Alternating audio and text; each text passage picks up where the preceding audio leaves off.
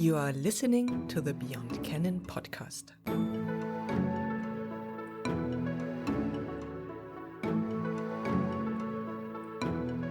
The footprint of Jesus is only one of many famous footprints. When Neil Armstrong left the first footprint on the moon, he declared, "That's one small step for a man, one giant leap for mankind."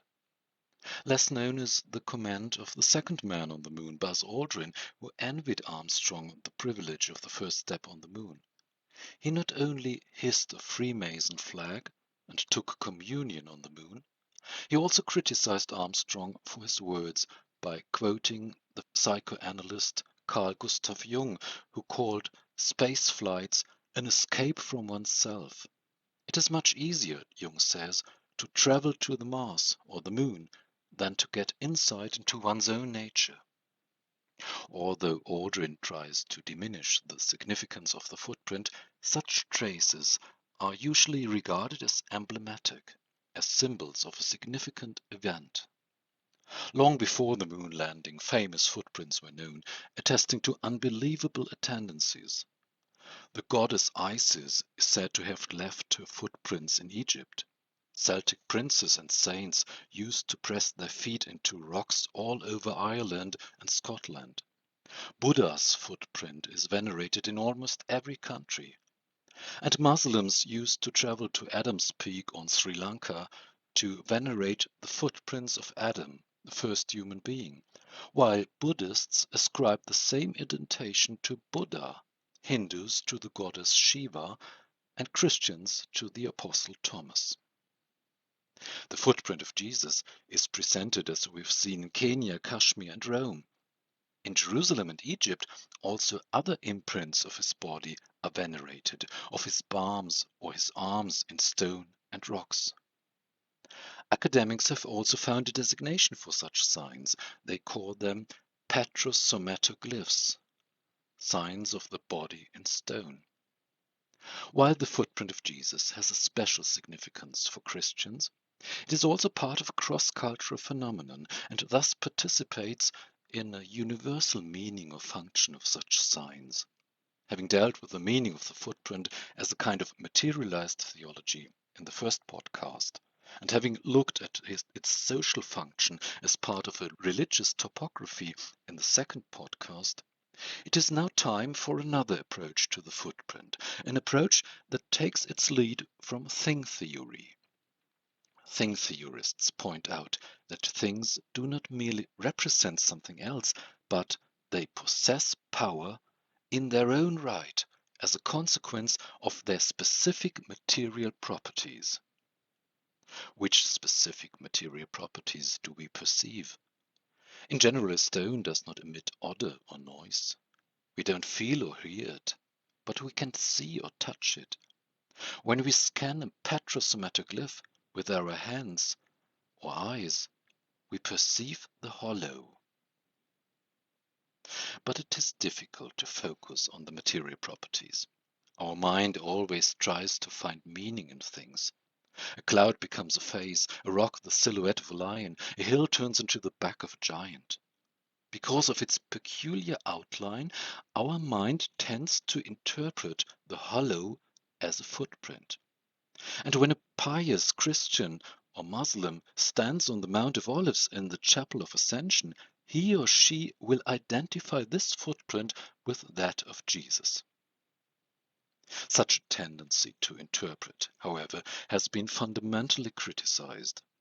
In 1964, Susan Sontag launched her groundbreaking essay, Against Interpretation, which also provided the title for a collection of essays to be published 2 years later. What she wrote about works of art can also be applied to religious objects or, in particular, to petrossomatoglyphs. She writes, "In a culture whose already classical dilemma is the hypertrophy of the intellect at the expense of energy and sensual capability, interpretation is the revenge of the intellect upon the world. To interpret is to impoverish, to deplete the world, in order to set up a shadow world of meanings." Our physical senses, Sontag argues, have been dulled by an overproduction of material things on the one hand. Our senses are confronted with such an overload of impressions that our capacity to perceive through our senses is damaged. On the other hand, the compulsion to find or give meaning to things hinders us to appreciate objects with our senses. But what shall we do? Refrain from any interpretation? Since this is no solution for an academic, Susan Sontag proposes an alternative approach to things. Instead of searching for meaning, we shall approach things with a strong emphasis on form.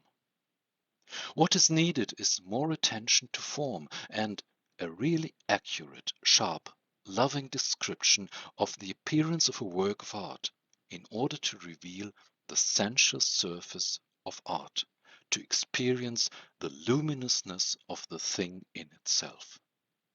Such an aesthetic or phenomenological approach, she thinks, will bring to the fore the sensuous quality of things. Let us apply this approach to the footprint.